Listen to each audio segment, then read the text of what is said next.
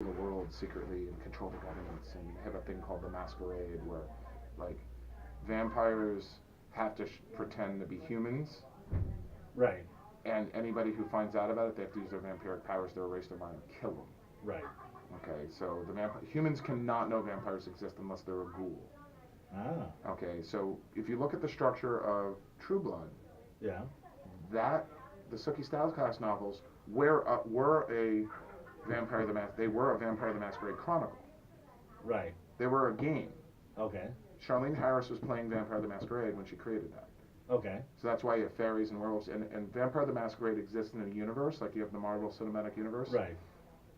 called the World of Darkness. Okay. Okay? And Vampire the Masquerade was,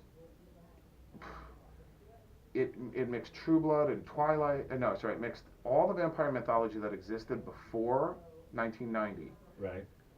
capped into Vampire the Masquerade. Okay. Like, the vampires are very Anne Ricean. Okay. Okay? Some vampire clans are affected by holy water, and all the thing that vampires have in common is they're all descended from Cain, the first murderer. And they have generations, and their Right. clans are from those generations. Right. So you have the Nosferatu clan, Okay. the Tremere clan, which is the sorcerers. Right. The Nosferatu they live in the sewers and they live underground and they Right. trade information. What clan were you in? My friends in White Wolf, the publishing company, Okay. okay, always call me a Toreador, which is the artistic vampires, the club promoters, the musicians, the rock stars, and I just love another clan called the Sombra. Okay. But they said I'm not devious or evil enough to be Sombra. Well, there's Dare to Dream. Well, like I get yelled at all the time because I always say that I'm a Gryffindor from Harry Potter, not a Slytherin, and then I keep getting labeled as a Slytherin because I wear black all day. Right. It's a lot of, yeah. So then Twilight came along. Sounds like an identity crisis here. Not for me. I know okay. exactly what I am. But people can't peg you as one way or the other. Well, they can try to say whatever they want, but I know what I am. Okay. You know, the best thing you can do is be yourself. I would think so. Yes. And then Vampire the Masquerade got really popular, and they rebooted the game like they did with everything else called Right. Vampire the Requiem. They were going to make a big MMO like World of Warcraft that looked really cool, and it ran out of money. So they sold the gaming company and the IP, the intellectual property, in 2015 to a company in Sweden, in Stockholm, called Paradox Games. Okay. So White Wolf became an imprint of this company. All right. And now they're a licensing company, and they're going to take the World of Darkness to the next level. And I'm really excited because I'm a huge, gigantic fan of Vampire the Masquerade. Well, I can see that. Yes, I respect it tremendously, but it's not a lifestyle. But what's the next level? Well, it's not the next level. It's just two different things. Right. You know, in the vampire community, you have different types of people. You know, you have the scholars that are like the, people that research vampires. Which obviously you're one. Well, I fall into all the categories. Right. I play Vampire the Masquerade. You're like the ultimate. You're the ultimate vampire. Okay. I try to be a well-rounded vampire. Oh, okay. So I think that fits it. But I think the vampire mythology is about to go through a new renaissance. You think so? Yeah. Yeah, Twilight gave us a break. Right. From the romantic atheist vampire. Anne Rice is getting popular again. She's living in Los Angeles with her son Chris, and they're working on books together. Christopher's great. He has a big passion for preserving his mother's legacy, and I respect him tremendously for that. Anne Rice is, she went through a Christian phase during the Twilight years. Right, I remember that. And she came out of it because the church was, her son is gay, and she loves her son more than anything in the world. Right. And I think that seeing the relationship of Anne Rice and Christopher Rice is, it's admirable. It's a very good, healthy relationship. But you still say you're a Christian and a vampire. Look, there's no contradiction in that at all. Okay, but you just said with her there might have been a contradiction. Well, the contradiction she had was that the church she was involved with, the Catholic Church, was not very pro-gay. Yeah. And so I noticed. I think that Jesus, he was hanging out with prostitutes and thieves and murderers, wouldn't have a problem with someone being gay, especially in the Roman Empire. Obviously. I mean, that's just common sense. I obviously.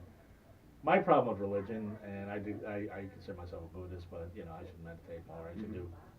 I should do a lot of things more. But I just have a problem with all religion in that man's kind of subverted it all, and I see with I see the religions I see and the religious arguments I see people have is just ridiculous. I don't think there's one. I don't know if there's one religion or one God myself Mm-hmm. that I can't say that okay this guy's right and everybody else in the world is wrong. I can't put that together in my head. I think religions are just like cultures. You know, Right. you got French and German. You Right. know, two different perspectives on the same thing. Right.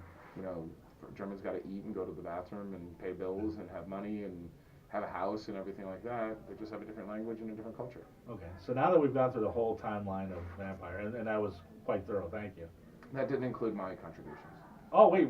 Oh, let's go, please. Well, let's get into that in a little bit because I'm a little shy. No, I was gonna say when was the first time you were aware of vampires? What was the first? Do you recall like the first vampire? Mm-hmm. And what was that? The Count from Sesame Street. Right.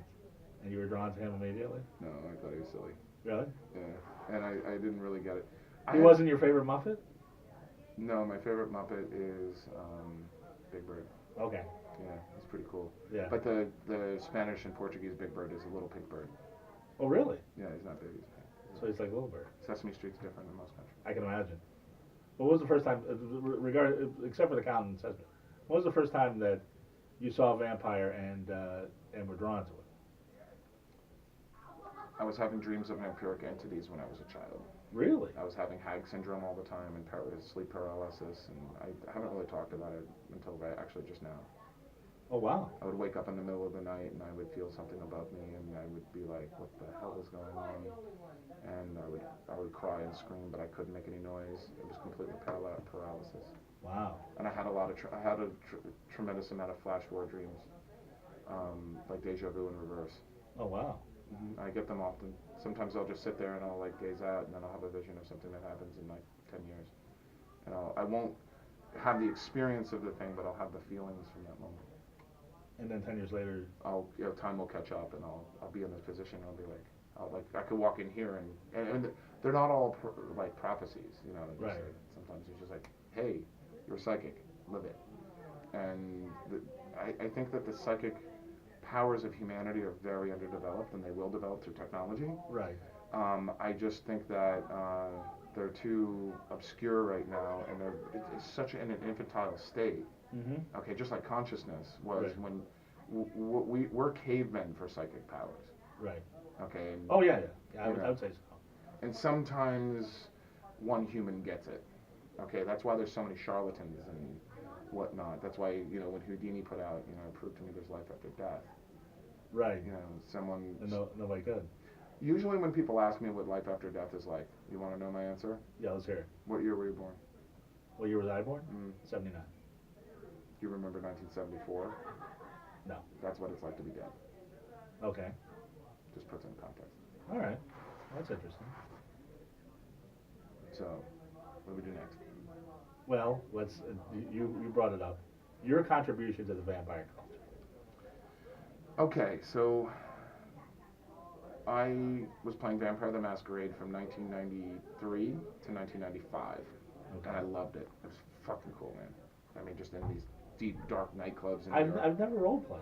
Dude, it's so much fun, and it's kinky. I don't know why you're not getting into kinky things, but kinky is awesome. I didn't know role playing was that kinky. You were talking about Dungeons and Dragons. I didn't know that was kinky. And then Well, my D&D game has 4 beautiful women in latex sitting around a table wearing fangs and playing D&D. And Yeah. if their character dies, they get tied up and put in the table. interesting. Not in the table, they get hidden in a secret room. Right. Well, I'm the dungeon- dungeon is part of the game. I am the dungeon master, putting the dungeon, Yes. the dead You- characters you- in their grave. You put the dungeon in Dungeon Master. Correct. So role playing. So really, when you ask rock stars why they got into being a rock star, like for the girls, when you were role playing, was it for the girls? Everything in human society is about courtship Right. and reproduction. Okay. So it comes down to sex. All right. Okay, the first priority in your life is survival as an individual organism. Mhm. The second priority is reproduction. Okay. So our entire culture is based on courtship. Okay. In whatever format, dating or seducing or whatever you want to call it, women seduce, men do the opposite. Men are rites of passage are important. Women have